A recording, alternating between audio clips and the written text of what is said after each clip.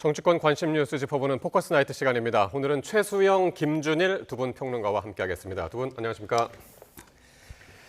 네, 민주당 전당대회에서 이재명 후보가 최종 득표율 85.4%라는 압도적인 지지로 연임에 성공을 했습니다.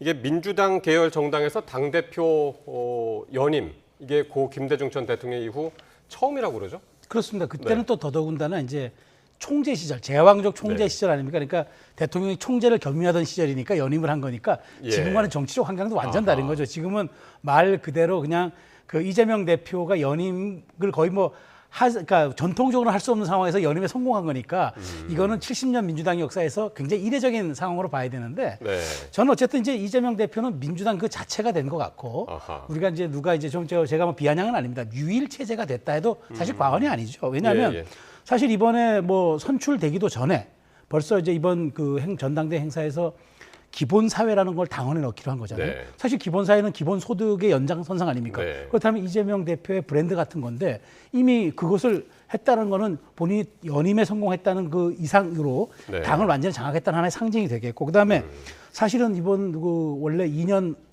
대선 2년 전에 그만둬야 되는데 특이한 상황, 지방선거까지도 그 연임할 계속 할 수 있도록 그렇게 당원 개정의 길도 열어놨죠. 그다음에 만일 여기에서 공천에 또 이의를 제기하면 제재할 수 있는 그런 조항까지 열어놨으니까 그걸 완벽한 거예요. 그래서 뭐 사실 한마디로 얘기하면 이제 그야말로 이재명은 민주당 그 자체로서 이제 불려도 된다 이런 정도인데 이제 중요한 건 그런 거겠죠. 그럼에도 불구하고 이면이라는 게 있으니까 이번에 그렇게 높은 관심에도 관심이라고 했지만 실제로 권리당원 투표율이 41.18 과반에도 못 미쳤어요. 그리고 호남 지역 투표율 20%대였어요. 그렇다면 민주당 전통적 주류와 전통적 지지층은 무관심과 등을 돌렸다라는 표현이 있을 수 있기 때문에 이재명 대표 체제의 이기 체제에 명과 암이 공이 존재한다 이렇게 말씀드릴게요. 어쨌든 지금 최평론가님 이재명 대표의 유일 체제가 이제 완성이 됐다라고 하셨고요. 사실 이게 9대 명이냐 8대 명이냐 다들 그렇게 예상을 했는데 결국에는 8대 명입니다.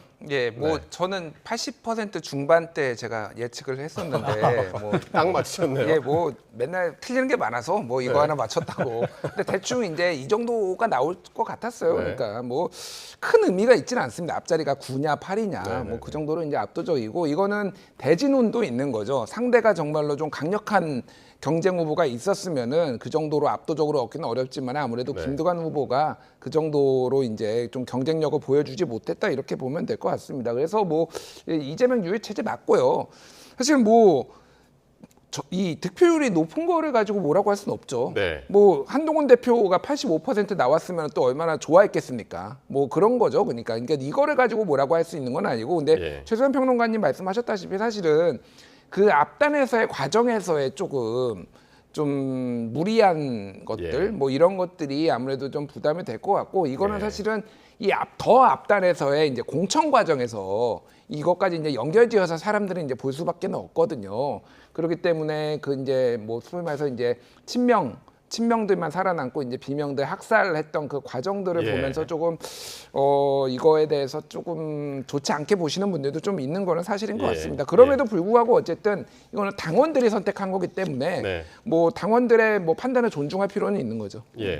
김 평론가는 그러면 이건 어떻게 보십니까? 일단 뭐 요번 전당대회 관전 포인트라고 그러면은 뭐 당대표 선거보다도 최고위원 선거였는데 거기서 이제 이재명 2기 지도부가 그야말로 이제 찐명으로 구성된 거 아니냐 이런 해석들이 많습니다. 근데 사실 8명 다 뭐 찐명이었어요. 뭐 이게 이제 정도의 차이가 있었고 정봉주 후보도 중간에 이제 이런 뭐 박원석 전 의원이 이제 유튜브에서 한 얘기 때문에 돌발적으로 약간 포지션이 그렇게 된 거지 본인이 뭐 이재명 대통령 만들겠다 이런 말을 했던 분인데 근데 결과적으로 보면은 이제 정봉주 후보가 조금 판단 미스가 있었던 것 같아요. 판단 미스는 뭐냐면은 첫 번째는 본인이 그동안 당에 얼마나 오랫동안 헌신을 해왔고 감옥까지 갔다 온 건데 그 진정성을 잠깐 내가 뭐 말실수를 하거나 그래도 진정성 그 알아줄 거다라고 했는데 과거를 보기보다는 지금 현재를 봤던 것 같습니다. 현재를 보고 소위 말해서 이제 가장 무엇보다도 첫 번째 이제 명파리 발언보다도 뒤에서 이재명은 대통령이면 안 된다라고 얘기를 했다라는 것에 대해서 본인이 인정을 하면서 네. 이거는 좀 선 넘었는데 네. 약간 그래서 당원들이 조금 조직적으로 좀 움직인 것 같아요. 그러니까 그 자기 SNS에도 그렇게 썼죠. 그러니까 이재명 대표가 왜 그럴까 나한테 그래서 이제 서운함이 있었다. 이제 그런 이야기들도 해서 거기에 연장선상이 아닌가 싶기도 합니다. 그러니까 서운함을 전 가질 수 있다라고 봅니다. 실제 이제 1등을 달리다가 김민석 후보가 이제 치고 올라온 게 우리도 네. 여기에서 다뤘지만은 네. 유튜브에 불러가지고 이제 왜 이게 표가 안 나오지? 그 발언 이후로 그렇게 된 거잖아요. 예. 사실 저는 뭐 이번 전당대회가 저는 뭐 이제 전체적으로 보면은 문제가 있었다고 보는 것 중에 하나가 예. 이재명 대표는 사실은 이재명 후보는 반칙이에요. 본인이 사실은 지금 이 당에서의 본인이 뛴 거기도 하지만은 윤석열 대통령 같은 분입니다. 그러니까 영향력이라는 네, 게. 네. 그래서 윤석열 대통령이 전당대회에 개입을 해가지고 김기현을 끌어올려가지고 그 논란이 벌어지고 막 공격을 했잖아요, 민주당에서. 예. 근데 이재명 대표가 거기에서 그런 식으로 얘기를 해서 이걸 판을 바꾸는 게 정말로 당원들이 아무런 문제 제기도 안 하고 넘어갈 수준인가. 그러니까 예. 저는 당원들의 표를 많이 받은 게 문제라고는 전혀 생각 안 합니다. 어. 결과는 다 존중해야 되는데 그 과정에서는 분명히 문제가 있었다, 저는. 네, 그거를 이게 이제 결국은 민주당에 대한 비호감, 이재명에 대한 비호감으로 이제 될 거예요. 그거를 어떻게 극복해내느냐가 되게 중요한 과제로 남는 것 같습니다. 사실 여기 포커스 나이트에서도 나오셨던 거의 모든 전문가들이 정봉주 후보는 뭐 벌어오는 게 많아서 그렇죠. 절대 꺾이지 않을 거다 그렇게 예상하시는 분들이 많았거든요. 저도 이걸 보면서 좀 말하자면 제가 스스로 이거 암울하고 참담함을 느낀 게 사실 정봉주 후보가 수박이라는 단어를 사실 만든 장본인이에요. 예. 그 금태섭 의원 2020년 총선 때 이제 수박이라는 명칭을 사용했는데 그런데 수박으로 찍혔잖아요. 그러니까 일종의 이제 프랑스 혁명 때 상상해 보면 단두대를 만든 자가 단두대의 희생양이 된 거죠. 그러니까 저는 이걸 보면서 근데 과연 그렇다고 정봉주 후보가 못할 말을 했는가? 사실 이재명 대표가 조금 말하자면 포용성이 없다든가 뭐 이런 얘기도 할 수 있고 그다음에 내가 최고위원회 들어가서 일종의 미꾸라지를 잇는 사회에서 내가 매기 역할을 좀 해서 좀 더 당을 건강하게 하겠다. 이게 나쁜 건가요? 그다음에 이게 합의제 기구인데 한 명 정도 들어가서 좀 다른 이겨낸다고 그렇다면 민주당이 무너집니까? 그럼에도 불구하고 일사불란하게 했어요. 근데 저는 정봉주 후보가 어쨌든 전략적 패착한 건 맞아요. 본인이 아마 16% 누적 득표율에서 이 발언을 했습니다. 그러니까 20%까지 가면 안정성이라고 생각했기 때문에 전략적으로 이 발언을 한 걸로 저도 보이는데 그러면 그 역풍이 너무 거셌고 이른바 배제 투표라고 하죠. 그 당원들 사이에서 정말 정봉주만은 안 되겠구나. 차라리 이현주를 택하자 이런 게 조직적으로 바람이 불었던 것 같아요. 이거는 집단적으로 아마 움직임이 있었던 것 같아요. 대의원 투표에서 7위를 했다고 그러더라고요. 그렇죠. 그러니까 그런 일반 여론조사에서 6위. 했고 그러니까 거의 모든 민주당 지지층, 왜냐하면 일반 여론조사도 지지층을 대상으로 했거든요. 그러니까 모든 지지층에서 암묵적으로 동의했다고 봐야 돼요.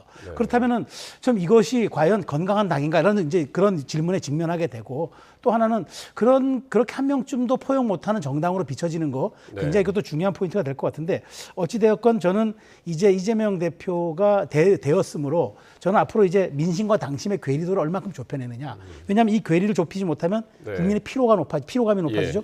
피로감이 높아지면 다시 괴리감이 높아져요. 그러면 그게 바로 지지율 하락으로 이어지는 악순환 고리에 갇힙니다. 이거를 이제 극복해야죠. 사실 정봉주 후보가 이제 제야에 있다가 정말 이번 기회로 해서 이제 중앙 정치로 다시 복귀를 하느냐, 이것도 상당히 이제 눈여겨볼 것이었는데 자신의 SNS에 짧게 썼지만 어쨌든 다시 뵐 날을 기다리겠다라고 해서 향후 행보는 어떻게 보시나요? 뭐 지금 정치적 행보로 유의미한 거를 할 수 있을지 잘 모르겠어요. 그러니까 이거는 본인이 그 전에 했었던 거는 어쨌든 민주연수원장 이제 여기를 했었고 당직을 맡았던 건데 그거는 이제 맡기가 어려운 상황이고 그러면은 이제 방송에 나가야 되는데 아마 민주당 지지자들 대상으로 방송을 하는 게 얼마나 먹힐 것인가. 사실 그래서 지금은 더 세게 이제 윤석열 정부를 공격하는 방식으로 아마 좀 잠깐 휴지기를 가졌다가 그런 거 사실 잘하잖아요, 원래. 그런 거 잘하시는 분이니까 그렇게 할 수는 있겠지만은 이제 소위 말해서 이제 스피커로서의 역할은 있겠지만은 당분간은 조금 정치적으로 재기는 당분간은 좀 어렵지 않아요. 근데 우리가 생각해 보면은 정봉주 전 의원은 계속 뭔가 어려움을 겪었어요. 근데 또 어떻게 살아납니다. 뭐 옛날 서울시장 나와가지고 성추행 논란도 있었고 이번에 이제 뭐 본인의 발언 때문에 또 공천도 탈락하고 이번도 그랬고 뭐 감옥에도 갔다고 그랬는데 뭐 본인이 또 할 수 있는 역할들을 찾아 나갈 거라고 생각을 합니다. 네. 최평곤 요 분은 어떻게 보셨나요? 살인자 발언으로 이제 주목을 받았었죠. 네. 전현희 의원. 네. 2등으로 올라섰죠. 그러니까요. 네. 그 사실 5, 6위 그러니까 우리가 이제 예견하기는 전현희 후보와 이제 최고지만 그 이현주 후보가 네. 여성 후보로서 이제 아마 각축을 하고 그다음에 만일 5등 안에 여성이 없을 경우에는 자동적으로 최고 득점자가 올라가니까 네. 아마 두 사람 경쟁이 5위와 6위 사이에서 이루어질 거라고 했는데 네. 이걸 뛰어넘었잖아요. 근데 저는 이런 걸 봐요. 살인자 논란이 뭐 실제적으로 우발적이었다고 하고 그다음에 박찬대 원내대표도 국민에게 부적절하게 사과했다고 하고 네. 여러 가지를 다 감안하더라도 그 발언을 통해서 6위 후보가 2위 후보에 입성했다는 거 저는 이게 좀 약간 좀 서늘해지는 거예요. 그러니까 예. 자 이렇게 2위 안에 들어왔어요. 그러니까 이렇게 들어와서 이제 최고위원회 입성했어요. 그러면 누가 시켜준 겁니까? 강성당원들이 그 발언 때문에 시켜준 거는 맥락상 맞잖아요. 예. 그러면 그 기대에 부응해야 되잖아요. 그 기대에 부응하려면 어떻게 해야 돼요? 더 센 발언이 나와야 되잖아요. 이런 게 악순환의 제 고리에 빠진다는 거예요. 그래서 제가 우려했던 것이 그나마 정봉주 후보 한 분 정도를 4, 5위권을 해서 해줘도 건강한 매기 효과가 있었을 텐데 이렇게 이제 그러니까 강성 친명으로 이렇게 정말 편성된 이상 앞으로 충성 경쟁 혹은 발언의 수위 경쟁이 점점 더 에스컬레이터 할 것이다. 자 그러면은 협치가 되겠습니까? 네, 이런 강성 당원들의 입김이 정권 탈환에 독이 될 수도 있다라고 하는 그 해석들도 많이 있어요. 그러니까 일단은 하나만 말씀드리면은 정봉주 후보가 매기가 될 분인지는 솔직히 잘 모르겠습니다. 그분의 지금까지의 정치 인생이 비주류로서 뭐 한 적이 한 번도 없거든요. 아까 말씀하신 수박 뭐 만든 분이라고 했는데 자의식이 너무 강해가지고 내가 여기서 고개 숙일 수 없다라고 하다가 본인이 패착으로 된 거지. 사실은 뭐 제가 매기라고 전혀 생각이 안 들고요. 뭐 그러니까 정봉주가 들어가느냐 안 들어가느냐가 그렇게 중요한 것 같지는 않아요. 그리고 저는 어쨌든 자당의 가장 유력한 대통령 후보를 떨어뜨려야 된다라고 얘기를 한 사람을 어떻게 뽑을 수 있겠습니까? 한동훈은 대통령 되면 안 돼라고 하면은 뽑을 수 있나요? 그러면은 국민의힘에서. 그러니까 그거는 제가 보기엔 그냥 본인의 패착이라고 보고 이거는 문제가 있죠. 그러니까 확장성이라 결국은 지금은 윤석열 정부에 대한 심판론이 워낙 강했기 때문에 이번 총선도 그렇고 앞으로도 또 좀 그게 그러니까 지방선거까지는 있겠지만 대선은 좀 다른 문제거든요. 그 인물에 대한 직접적인 평가가 이제 들어가는 거고 회고적 투표보다는 전망적 투표가 좀 더 이뤄질 가능성이 어느 정도는 있어요. 물론 어느 정도는 회고적 투표가 있는데 만약에 보수에서 다른 사람이 완전히 나왔을 때 그렇게 이제 확장성 문제가 조금 걸림돌이 될 수 있고 제가 조금 이제 애정어린 이런 생각에서 좀 조언을 드리자면은 적을 좀 그만 좀 만들어라. 그러니까 민주당에서 뭐 하나하나 할 때마다 지금 적이 내부에서 계속 생겨요. 그러니까 내부의 적. 외부의 적이야 원래 적이니까 뭐 그거는 이제 적을 만드냐 안 만드냐 그런 평가를 할 필요가 없겠고 지금 굉장히 많은 적들이 계속 생겨나고 있습니다. 그거를 이제 굉장히 자신감으로 이제 당권을 장악을 해가지고 간다라고 생각을 하지만은 결정적일 때 굉장히 큰 위험에 빠질 수도 있습니다. 자. 전당대회가 어제였는데요. 한동훈 대표하고 이재명 대표가 오는 25일 오후에 만나기로 오늘 약속을 했습니다. 다만 벌써부터 신경전이 만만치 않은데요. 발언들 직접 듣고 오겠습니다. 뭘 자꾸 조건을 갖다 붙이는지 이해가 안 됩니다. 조건 붙이고 단서 달고 하는 건 결국 하지 말자는 얘기일 가능성이 많습니다. 진정성을 가지고 좀 임해 주시기를 부탁드리고 제3자 특검을 하자고 하더니 또 이쪽에서 협상의 여지가 생기니까 이번에는 증거 조작 단서를 또 붙이고 또 뭘 또 하나 붙였다고요? 그 민주당 안 철회해야. 왜 철회해야 됩니까? 자기들 거 내서 협상하면 되지. 저는 그 말 자체는 환영하는데요. 진위가 어떤 것인지에 대해서는 여러 가지 생각이 있을 수 있을 것 같습니다. 특히 뭐 열흘이니 언제까지니 이렇게 뜬금없이 시한까지 건 것을 보면 지금까지 본인들이 입장하고 좀 맞지 않는 면이 있다고 생각해요. 대화의 조건이라는 건 없고요. 다만 아까 제가 말씀드린 것처럼 한 손에는 훨씬 더 위헌성이 강화된 법안을 내놓으면서 한쪽은 마치 뭐 이렇게 하는 것 자체가 어떤 의미인지 갈팡질팡한다라는 의미를 지적하는 거 아닌가 싶습니다. 네. 이재명 대표의 회담 제의 하루 만에 여야 대표 회담이 일사천리로 성사가 됐습니다. 그런데 벌써부터 신경전인 게 이게 최상병 특검법을 놓고선 지금 신경전을 벌이고 있는 것 같아요.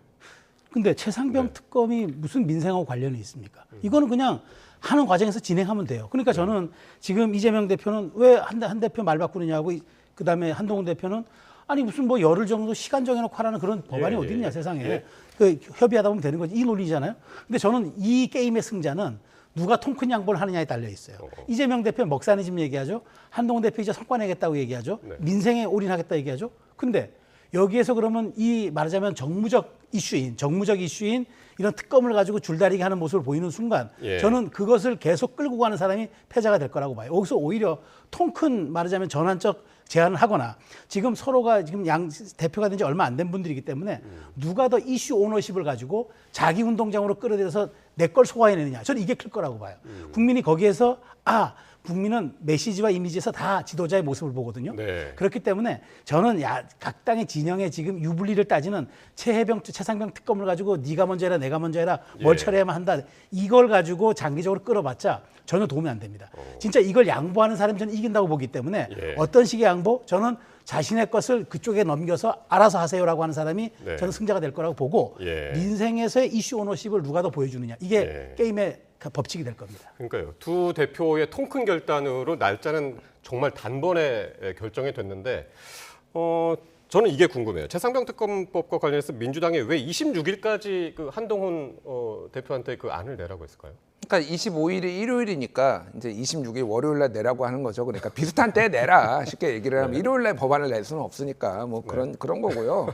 그러니까 뭐 왜 약속을 안 지키죠? 본인도 누가 뭐 그 예전에 그런 얘기 있잖아요. 누가 칼 들고 협박했냐, 누칼협 뭐 이런 얘기가 있잖아요. 누가 한동훈 후보 보고 제3자 추천 뭐 이런 특검법 내라고 누가 뭐 칼 들고 협박했나요? 본인이 약속해가지고 본인이 당대표가 됐는데 본인이 왜 약속을 안 지킵니까? 그러니까 이게 이제 민생이랑 무슨 관련이 있냐라고 했는데 지금 이것 때문에 아무것도 안 되잖아요. 현실적으로 그러니까 이거를 해결을 하고 한 발자국 나가자라는 거 아닙니까? 이게 왜 민생하고 관련이 없는지 잘 모르겠고 중요한 거는 어쨌든 이거는 도돌이표가 또 될 거예요. 국민의힘에서 결자 해지를 해야 되고 그걸 아니까 한동훈 대표가 그 얘기를 한 거잖아요.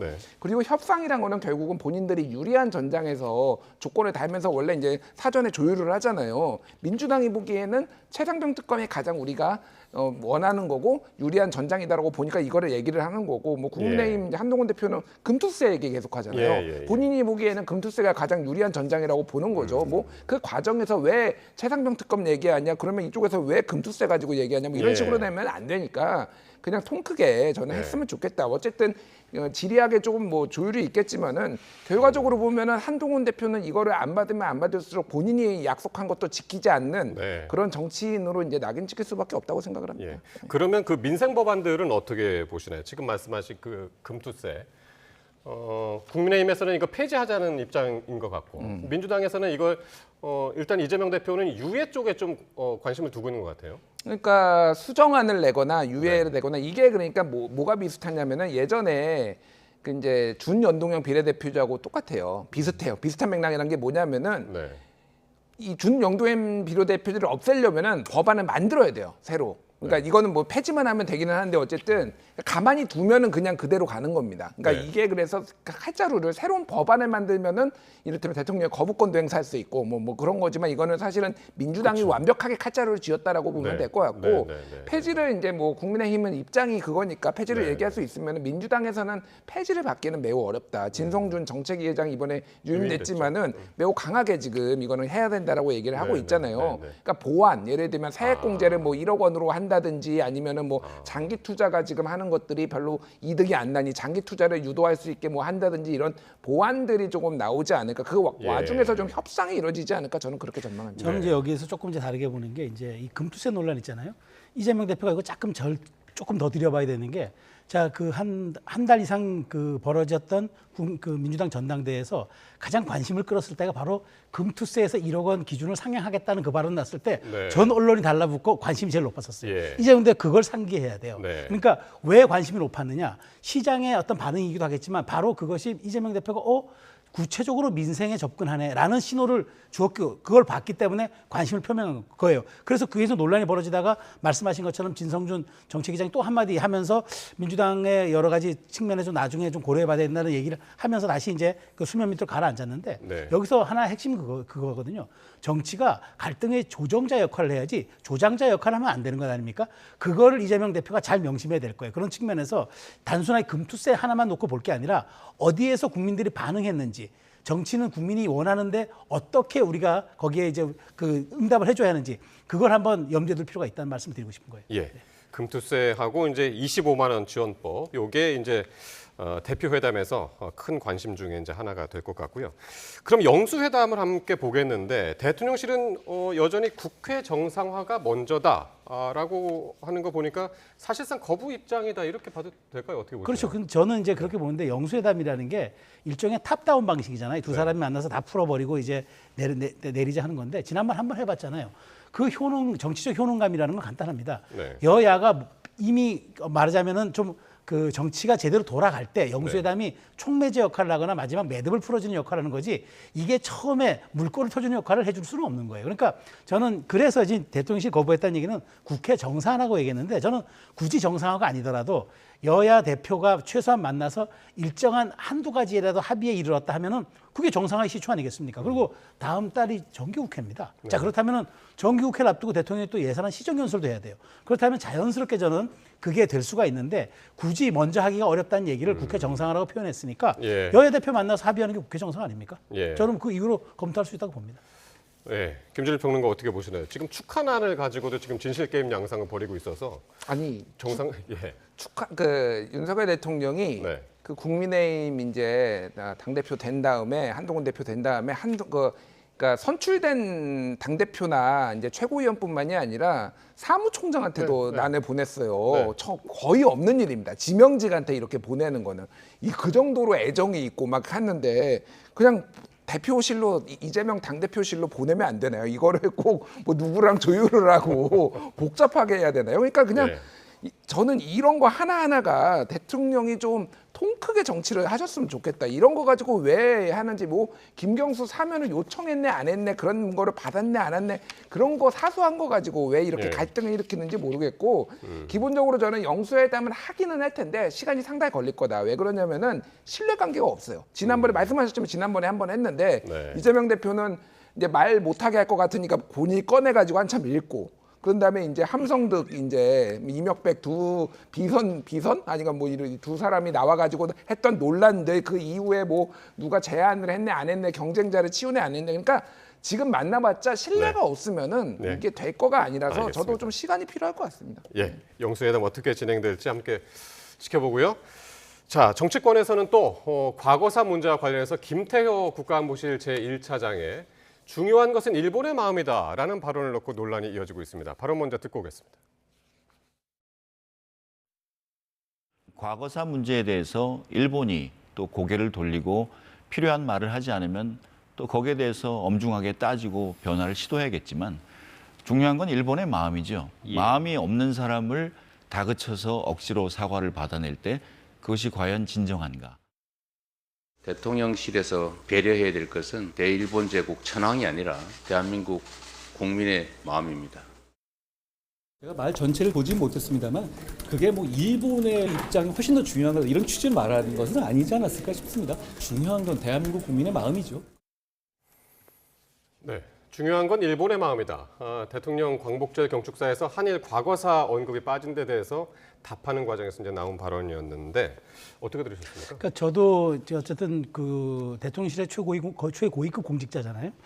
근데 이제 이런 표현을 할 때 전 한동훈 대표가 말을 잘 했다고 봐요. 중요한 건 대한민국 국민의 마음이죠. 우리가 여기에서 발을 붙이고 살고 우리를 대표하는 공직자 아닙니까? 그렇다면 당연히 우리 입장에서 설명하는 게 맞았는데 다만 외교에서는 이런 게 있습니다. 상대방을 배려합니다. 뭐 이제 저도 청와대 근무할 때 보면은 순방 나가기 전에 해외 그 순방할 주재국의 인터뷰를 받습니다. 대표 언론을. 네. 그래가지고 그쪽에 좋아할 수 있는 말들을 전합니다.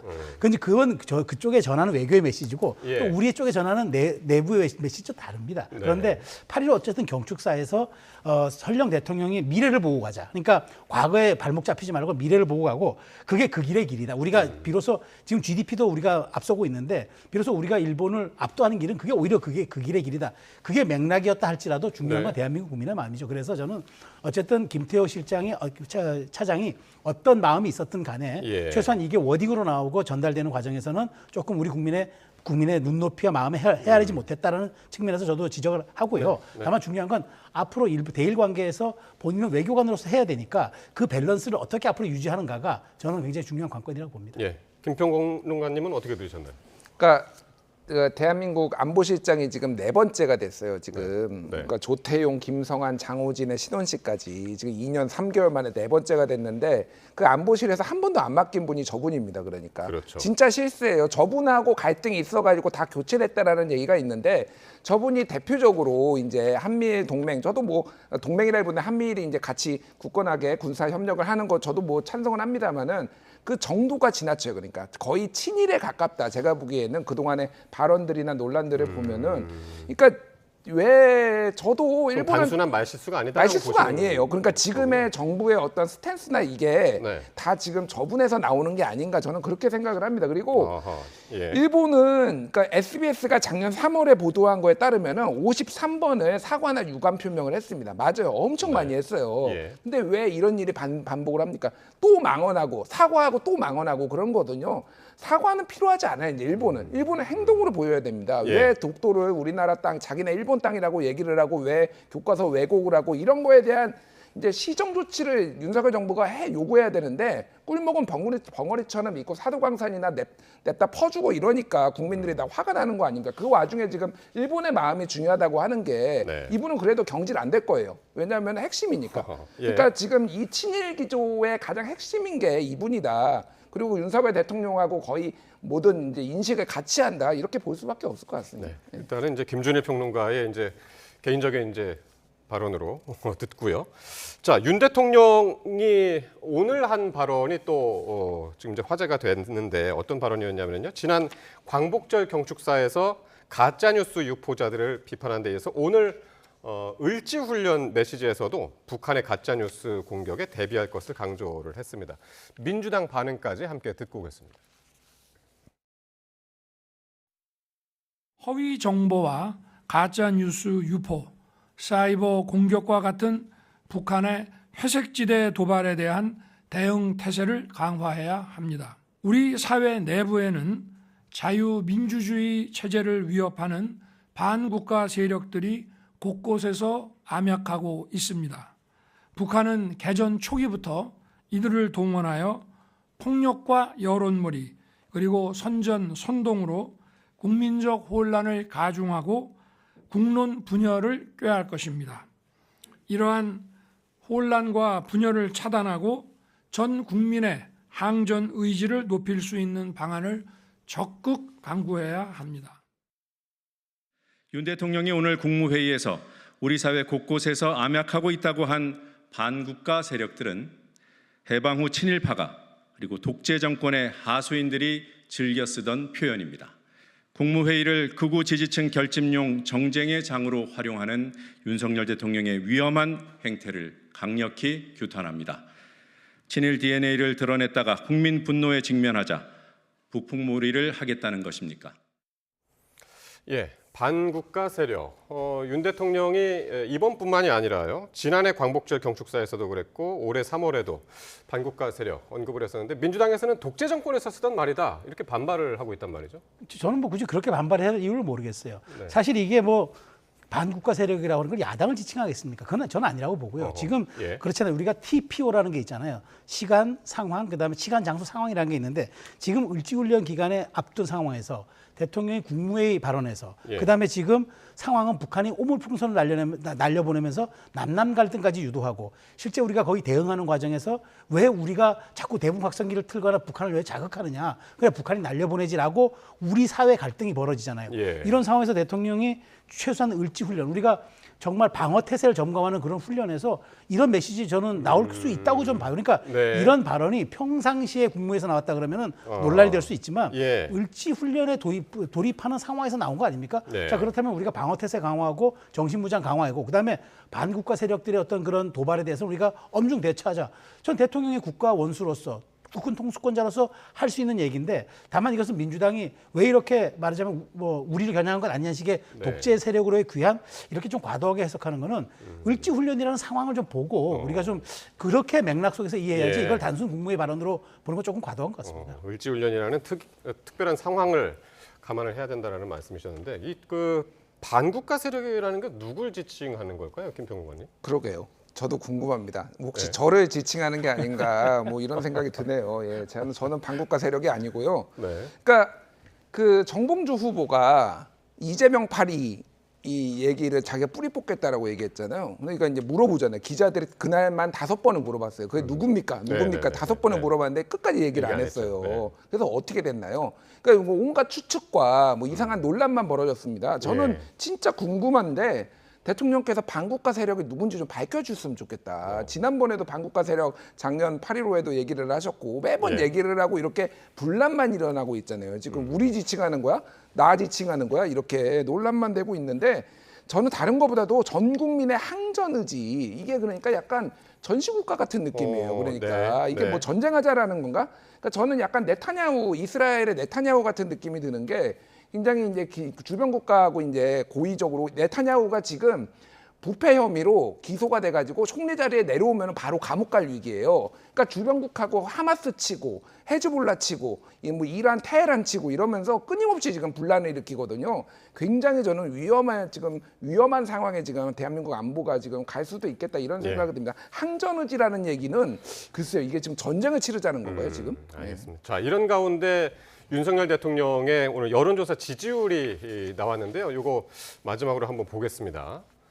자, 30.7%, 일주일 전 조사보다 2.9%포인트 하락을 한 수치인데 원인이 뭘까요? 두 분 짧게 좀 저는 말씀해 뭐 주시죠. 짧게 말씀드리면 네. 이제 김경수 특사의 논란이 그 말하자면 그 포용과 화해 이런 정신으로 했는데 전혀 정치적 효과가 없었다. 오히려 내분이 그 여당에서 내분이 일어났었고 야당에서도 그렇게 달가워하지 않는 쪽으로 해석했기 때문에 네. 그 효과를 거두지 못했던 것과 그다음에 어쨌든 반사적으로 이 시기에 민주당의 전당대회가 있었다는 것. 그게 아마 좀 대통령 국정 지지율에 조금 부정적 영향. 그래서 한 뭐 2, 3% 정도 이렇게 좀 반영된 게 아닌가. 저는 그렇게 분석합니다. 예, 김평론가님. 김경수 지사 뭐 그것도 논란이 있었겠지만 제가 보기에는 그냥 친일 논란 같습니다. 그러니까 이 정권이 왜 이렇게 일본에는 관대하고 일본에는 모든 걸 퍼주고 있고 이런 것에 대해서 뭐 민주당 지지층이나 진보층뿐만이 아니라 뭐 보수층에서도 잘 납득이 안 되는 분들이 있거든요. 그러니까 사실 보수는 원래는 반공보수가 뿌리였는데 갑자기 지금 친일 보수가 지금 주류가 돼가지고 이거에 대해서 홍준표 시장도 지금 1919년이 건국이 맞다라고 얘기를 네, 할 정도로